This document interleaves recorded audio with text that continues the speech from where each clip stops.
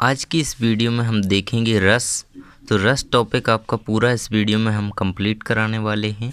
आपको रस की परिभाषा, रस के अंग, रस के प्रकार एवं सभी रसों के नाम एवं उनकी परिभाषा, उनके स्थायी भाव, सब कुछ इस वीडियो में कंप्लीट करा दिया जाएगा। तो आपको ये वीडियो पूरा देखना है लास्ट तक। सभी रसों की इतनी सरल परिभाषा मैं आपको बताऊंगा कि ये आपको कभी नहीं भूलेगी और आपको अच्छी तरीके से याद रहेगी। तो आपको पूरा वीडियो देखना है और सभी को अच्छी तरीके से याद कर लेना है। आपकी सभी परीक्षाओं के लिए इम्पोर्टेंट है ये, तो आपको ये अच्छे से याद कर लेना है। तो देखिए, सबसे पहले हम देख लेते हैं रस की परिभाषा। तो यहाँ पे दिया गया है रस की परिभाषा। तो रस का शाब्दिक अर्थ क्या होता है? तो वो होता है आनंद। रस का शाब्दिक अर्थ आनंद होता है। अतः जिस काव्य को पढ़ने सुनने में जो आनंद की प्राप्ति होती है हमें, उसे ही हम रस कहते हैं। यानी कि हम कोई भी कविता, पाठ, काव्य पढ़ रहे हैं, उसको पढ़ने में हमें जो आनंद मिलता है ना, जो मज़ा आता है, उसे हम रस कहते हैं। तो इस प्रकार से आप इसका आंसर याद कर सकते हैं। रस की परिभाषा कई बार परीक्षाओं में पूछी जाती है, तो आप इसे याद रखेंगे, है ना। अगला है रस के अंग। अब हम आगे रस के अंग देखेंगे। रस के प्रमुख 4 अंग होते हैं: भाव, विभाव, अनुभाव और संचारी भाव। तो रस के अंगों के नाम आप याद रखेंगे, है ना। चलिए आगे देखते हैं। देखिए, अब हम देखेंगे रसों के नाम एवं उनके स्थायी भाव। तो इस प्रकार से देखिए, मैंने यहाँ पे सारणी तैयार करके रखी है। उसमें सभी एक तरफ रसों के नाम दिए गए हैं और एक तरफ उनके सामने बिल्कुल स्थायी भाव दिए गए हैं। तो ये आपको सभी रसों के नाम एवं उनके स्थायी भाव याद कर लेना है। देखिए, श्रृंगार रस का स्थायी भाव क्या होता है? रति। तो आपको इस प्रकार से सभी याद करना है, क्योंकि ये बहुत ही महत्वपूर्ण है। खाली स्थान में पूछे जा सकते हैं और ये कोई भी परीक्षा तक के लिए इम्पोर्टेंट है। और साथ ही आपको कोई बड़ा एग्ज़ाम देना है 12th के बाद वाले छात्रों के लिए भी ये इम्पोर्टेंट है। देखिए, हास्य रस का हास, करुण का शोक है स्थायी भाव, वीर रस का स्थायी भाव है उत्साह। आप सभी इन्हें याद कर लीजिए। वात्सल्य 10वां रस है, नया रस है वात्सल्य। वात्सल्य रस का स्थायी भाव है वत्सल। तो सभी की परिभाषा हम देखेंगे इस वीडियो में और सभी के उदाहरण देखेंगे। सभी को एक एक करके हम आपको कंप्लीट कराएंगे और अच्छे से समझाएंगे। बहुत ही सरल परिभाषा आपको याद करने के लिए मिलने वाली है, तो आप उसे अच्छे तरीके से याद करेंगे। देख लेते हैं। देखिए, रस के प्रकार। तो रस के 10 प्रकार होते हैं। तो यहाँ पर श्रृंगार रस पहला रस है। रसों का राजा हम जिसे कहते हैं श्रृंगार रस को। तो देखिए, श्रृंगार रस, श्रृंगार रस का आधार प्रेम भाव है। श्रृंगार रस को रसराज कहा जाता है। यानी कि रसों का राजा किस रस को कहा जाता है? तो वो श्रृंगार रस को कहा जाता है। तो ये अच्छे से याद रखिए। अब हम आगे देख लेते हैं। तो देखिए, यहाँ पे हम देखेंगे श्रृंगार रस की परिभाषा और उसके भेद, साथ में उदाहरण भी। सभी रसों की परिभाषा आपको बहुत ही सरल बताई जा रही है, तो आपको ये अच्छे से याद कर लेना है। देखिए, पहला, सहृदय के हृदय में स्थित रति नामक स्थायी भाव का जब विभाव, अनुभाव और संचारी भाव के साथ संयोग होता है, तो वहाँ श्रृंगार रस की उत्पत्ति होती है। यानी कि देखिए, सहृदय के हृदय में स्थित रति नामक, यहाँ पर रति, इसका श्रृंगार रस का स्थायी भाव लिखा हुआ है। रति नामक स्थायी भाव, ये रति है, इसका स्थायी भाव है का जब विभाव, अनुभाव और संचारी भाव, यानी कि जिसके रस के अंग हैं, इनके साथ संयोग होता है, तो वहाँ श्रृंगार रस की उत्पत्ति होती है। इस प्रकार से आप इसके भेद लिख लेंगे। श्रृंगार, संयुक्त श्रृंगार और वियोग श्रृंगार, इसके प्रमुख 2 भेद होते हैं, तो आपको ये याद रख लेने हैं। इसका उदाहरण हम यदि देखें तो राम को रूप निहारती जानकी, कंकन के नग की परिछाही, याते सब सुधि भूल गई, कर टेक रही पलटारत नहीं। इस प्रकार से आप इसका उदाहरण याद कर लेंगे। बहुत ही सरल उदाहरण है, बहुत ही सरल परिभाषा है। इसी प्रकार से सभी की परिभाषा और उदाहरण आप देखेंगे। तो चलिए हम आगे हास्य रस की परिभाषा देख लेते हैं और इसका उदाहरण भी देख लेते हैं। देखिए, हास्य, इसमें हंसी आएगी आपको उदाहरण में, और ये हास्य रस ही इसका नाम है, हास्य रस। सहृदय के हृदय में स्थित हास नामक स्थायी भाव का जब विभाव, अनुभव और संचारी भाव के साथ संयोग होता है। देखिए, आपने क्या यहाँ पे चेंज किया, केवल यहाँ पे आपको स्थायी भाव का नाम चेंज करना है और यहाँ पे ये रस का। तो आपको पूरी परिभाषा एक बार याद करनी है केवल। इसे 2-3 बार रिवाइज कीजिए, 2-3 बार लिखिए, बस आपको याद हो जाएगी। इसे ध्यान से सुनिए, मैं पढ़ के सुनाता हूँ। सहृदय के हृदय में स्थित हास नामक स्थायी भाव का जब विभाव अनुभाव और संचारी भाव के साथ संयोग होता है तो वहाँ हास्य रस की उत्पत्ति होती है। तो इसका उदाहरण हम देख लेते हैं। बंदर ने कहा बंदरिया से, चलो नहाएं गंगा, बच्चों को छोड़ो घर पर, होने दो हुड़दंगा। इस प्रकार से आप इसका उदाहरण याद कर सकते हैं। और इसके कई उदाहरण हैं, जैसे आराम करो, ये कई उदाहरण हैं हास्य रस के। और सभी रसों के अलग अलग उदाहरण होते हैं।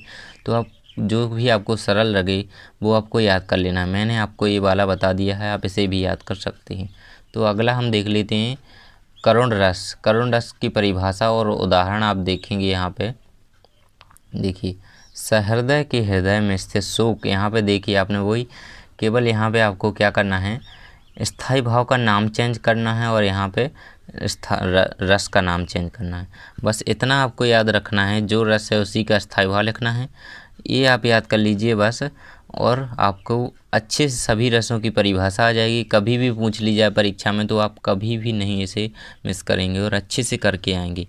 तो आप इन्हें अच्छे से याद कर लीजिए। इसके हम उदाहरण इसका हम देख लेते हैं। इसी प्रकार से है, देखी सुदामा की दीन दशा, करुणा करके करुणा निधि रोए, पानी परत को हाथ छुयो नहीं, नैनन के जल सो पग धोए। भगवान श्री कृष्ण के पास सुदामा गए थे तो उनकी करुणा देख कर के, करुणा निधि यानी कि भगवान श्री कृष्ण जब रोए तो उन्होंने पानी तो कुछ लिया ही नहीं, पानी को उन्होंने हाथ भी नहीं लगाया।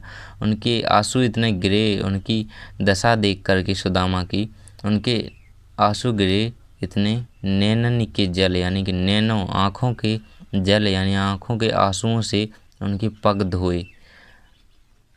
आगे देख लेते हैं हम वीर रस की परिभाषा और उदाहरण। देखिए, वीर का स्थायी भाव क्या होता है, कमेंट में बताइए आपको याद है। उत्साह इसका स्थायी भाव होता है। वीर रस देखिए, सहृदय के हृदय में स्थित उत्साह नामक स्थायी भाव का जब विभाव अनुभाव और संचारी भाव के साथ संयोग होता है वहाँ वीर रस की उत्पत्ति होती है। बस आपको यहाँ पे यही चेंज करना है, तो बस आपको याद रखना है, स्थायी भाव आपको चेंज करना है। तो इसे आप बहुत ही सरलता से याद कर सकते हैं, क्योंकि बहुत ही सरल परिभाषा है ये रस की। तो आप इसे अच्छे से याद रखेंगे। देखिए, इसका उदाहरण हम देख लेते हैं। सिंहासन हिल उठे राजवंशों ने, भ्रकुटी तानी थी, बूढ़े भारत में भी आई फिर से नई जवानी थी, खूब लड़ी मर्दानी वह तो झांसी वाली रानी थी। तो इस प्रकार से आप इसका उदाहरण याद कर सकते हैं, या फिर आप कोई और दूसरा उदाहरण भी याद कर सकते हैं। जो आपको सरल लगे आप उसे अच्छे से याद कर लीजिए। अब हम आगे देख लेते हैं। देखिए, अब हम रौद्र रस का उदाहरण यहाँ पे देखेंगे और उसमें साथ में उसकी परिभाषा भी। तो रौद्र रस का स्थायी भाव क्या है आप अच्छे से याद कर लीजिए। क्रोध होता है रौद्र रस का स्थायी भाव। सहृदय के हृदय में स्थित क्रोध नामक स्थायी भाव का जब विभाव अनुभाव और संचारी भाव के साथ संयोग होता है तो वहाँ पर रौद्र रस होता है, या उसे रौद्र रस कहते हैं। इस प्रकार से आप इसकी परिभाषा भी उसी प्रकार याद कर लेंगे। आपको केवल ये परिभाषा एक बार याद करनी है। आपको यहाँ पे केवल ये स्थायी भाव चेंज करना है और यहाँ पे रस का नाम। तो ये तो आपको पता ही होगा कि आप किसकी परिभाषा लिख रहे हैं, तो उसी का स्थायी भाव और उसी का यहाँ पे आपको नाम लिखना है रस का। तो आपको स्थायी भाव पहले याद कर लेने हैं। इसका उदाहरण हम देख लेते हैं। श्री कृष्ण के सुन वचन, अर्जुन क्रोध से जलने लगे, सब शोक अपना भूल कर करतल युगल मलने लगे।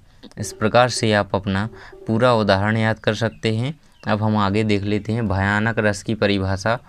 तो देखिए, जब भय नामक स्थायी भाव का विभाव अनुभाव और संचारी भाव से संयोग होता है तो वहाँ भयानक रस की उत्पत्ति होती है। भयानक का स्थायी भाव है भय। इस प्रकार से आप इसका उदाहरण भी याद कर लेंगे। देखिए, लपट कराल ज्वाल माल चहुँ दिशी, धूम अकुलाने पहचाने कौन काही रे। देखिए, यहाँ पर गलती हो गई थी, तो यहाँ पे काही लिखा हुआ है। देखिए, ऐसा चिन्ह लगा हुआ है ऊपर, काही रे। इस प्रकार से आप इसे याद कर लेंगे। अगला है 7वां है आपका रस अद्भुत रस। इसका स्थायी भाव होता है विस्मय। तो आपको ये अच्छे से याद कर लेना है, अद्भुत का विस्मय। हिंदी भाषा का पूर्णतः उपयोग किया गया है, तो वहाँ अद्भुत रस की निष्पत्ति होती है। तो इसका उदाहरण आप देख लेंगे नीचे। अखिल भुवनचर अचर सब, हरिमुख में लखी मातु, चकित भई गदगद बचन, विकसित द्रग पुलकातु। इस प्रकार से आप इसका उदाहरण भी याद कर लेंगे अद्भुत रस का। और स्थायी भाव भी आप याद रखेंगे, क्या है, विस्मय। अगला है बीभत्स रस। तो बीभत्स रस की परिभाषा है सहृदय के हृदय में स्थित जुगुप्सा यानी कि घृणा। आपको जब कोई काव्य सुन करके आपको घृणा आए, अच्छा ना लगे, तो उसे हम बीभत्स रस कहते हैं। नामक स्थायी भाव का जब विभाव अनुभाव और संचारी भाव के साथ संयोग होता है तो वहाँ बीभत्स रस होता है। देखिए, आप ये उदाहरण पढ़ेंगे तो आपको घृणा उत्पन्न होगी, तो वहाँ बीभत्स रस हो जाएगा। सिर पर बैठ्यो काग आँख दो खात निकारत, खींचत जीवहि स्यार अति आनंद और धारत। तो यहाँ पे ये आपका बीभत्स रस हो जाएगा। इसका उदाहरण भी आप याद कर लीजिए। अगला है आपका शांत रस। तो इसकी परिभाषा देख लेते हैं। निर्वेद नामक स्थायी भाव का जब विभाव अनुभाव और संचारी भाव के साथ संयोग होता है तब वहाँ शांत रस की उत्पत्ति होती है या शांत रस होता है। और यदि अभी तक आपने सब्सक्राइब नहीं किया है तो वीडियो को लाइक करके और चैनल को सब्सक्राइब करना मत भूलिए, क्योंकि इसी प्रकार के कंटेंट आपको इस चैनल पर मिलते रहेंगे। और साथ ही बहुत ही इम्पोर्टेंट वीडियो हमने अपलोड करके रखे हैं, तो आप उन्हें जा करके देख सकते हैं।